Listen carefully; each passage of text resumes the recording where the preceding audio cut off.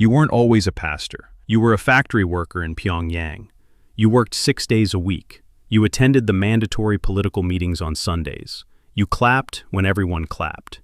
You sang when everyone sang. You said the words they told you to say. You were a good citizen. You were invisible. That was the safest thing to be. You were 31 years old when your mother died.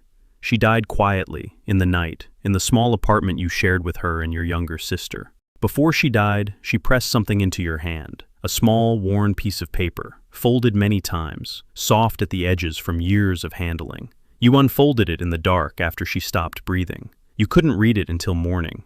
When the light came, you read it slowly. It was a page, just one page, torn carefully from something larger. You didn't know what it was from. You had never seen words like these before. Words about a father who runs toward a returning son. Words about love that doesn't count the cost. Words about a peace that passes understanding. You read it 7 times that morning. You hid it inside the lining of your work jacket. You carried it for 6 months before you found out what it was from.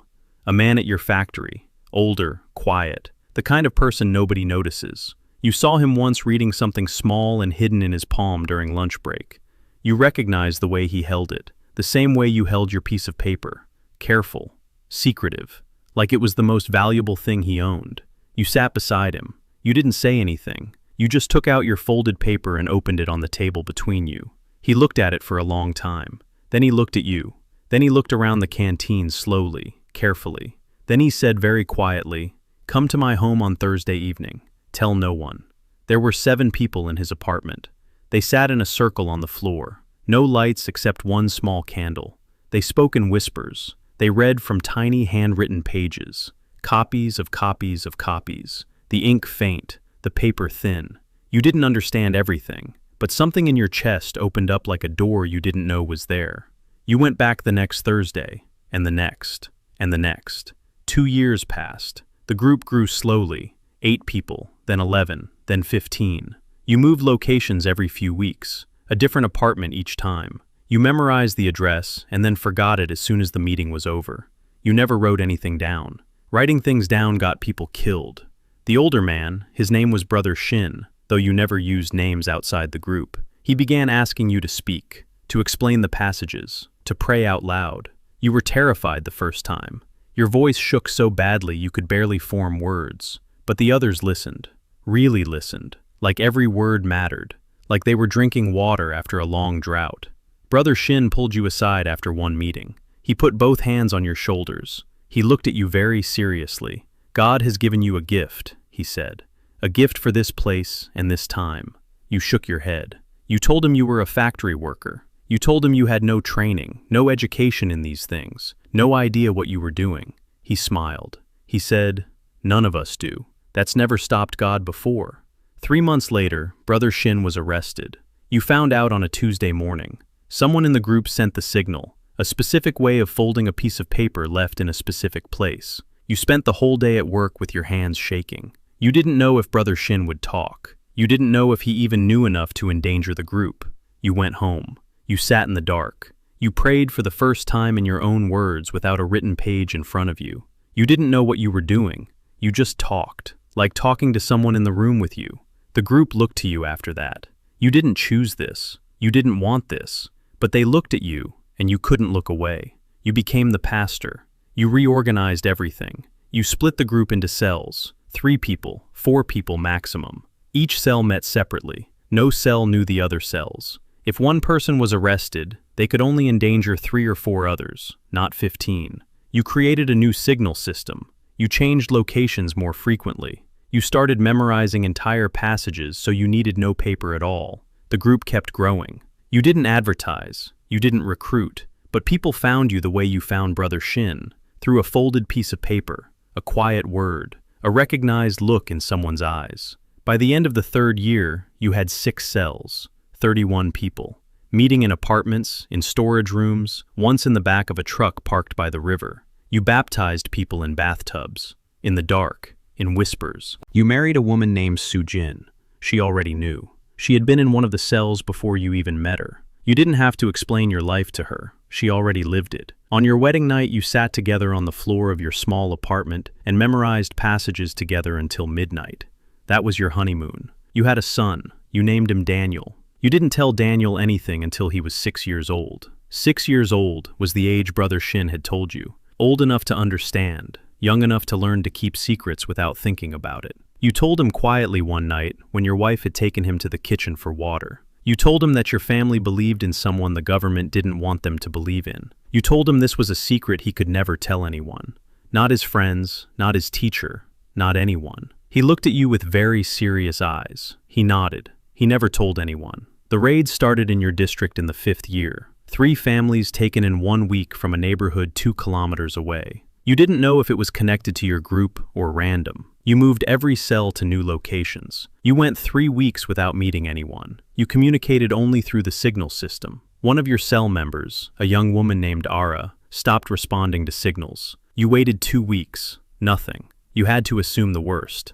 You shut down her entire cell. You moved the 2 surviving members into other cells. You didn't know if Ara had talked. You had to act as if she had. You stopped sleeping properly. You lay awake calculating. If Ara had talked, how much did she know? She knew 3 people. She knew 1 location that you had already abandoned. She didn't know your name. She had never seen your face. Cell leaders always wore something covering their face at meetings. You had built the system exactly for this moment. The system held. But the cost of building that system, the cost of never using your real name, never showing your face, never trusting completely, you felt it in your chest every day, like something calcifying, like something slowly turning to stone. Sujin saw it. She always saw it. One night she took your face in her hands and she said, "You are still a person. You are not just a system. Don't let them take that from you too." You wept that night.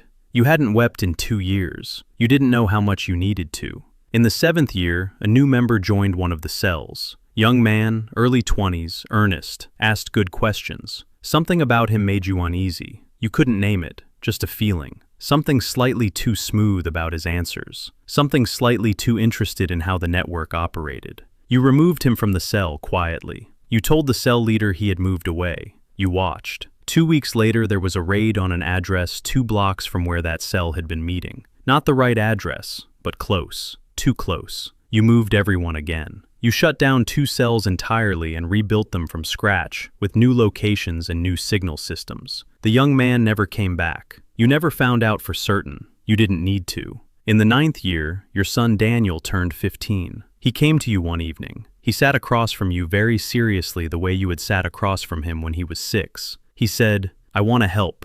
I want to be part of it." You looked at him for a long time. You thought about Brother Shin. You thought about Ara. You thought about every person who had sat in a dark room and whispered words that could get them killed. You thought about your mother, the folded piece of paper, the words about a father who runs toward a returning son. You said yes. You taught him everything. The signal system, the security rules, how to memorize without writing, how to read a room, how to disappear into a crowd, how to carry something precious without letting anyone see that you're carrying it. He was a better student than you had ever been. In the 11th year, they came for you. Not at home, at the factory. 4 men in plain clothes. They knew your name. They knew your face. Someone had finally connected enough pieces. You didn't run. There was nowhere to run. You thought about Sujin. You thought about Daniel. You thought about 31 people meeting in dark rooms across the city. You went with them quietly. The interrogation lasted 11 days. They wanted the network. They wanted names, locations, signal systems. You gave them nothing.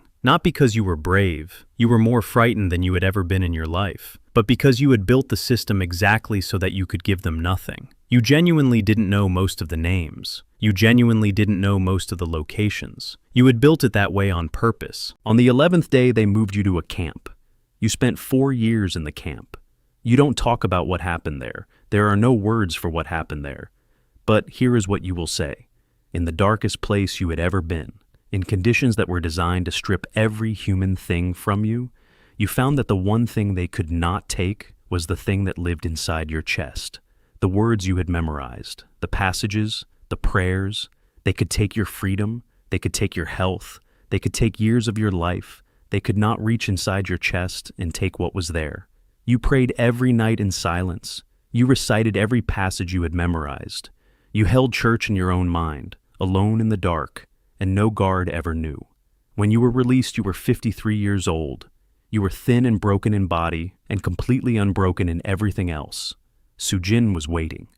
Daniel was waiting. He was 26 now. He had kept the network running for 4 years without you. It had grown. There were now 12 cells, 57 people.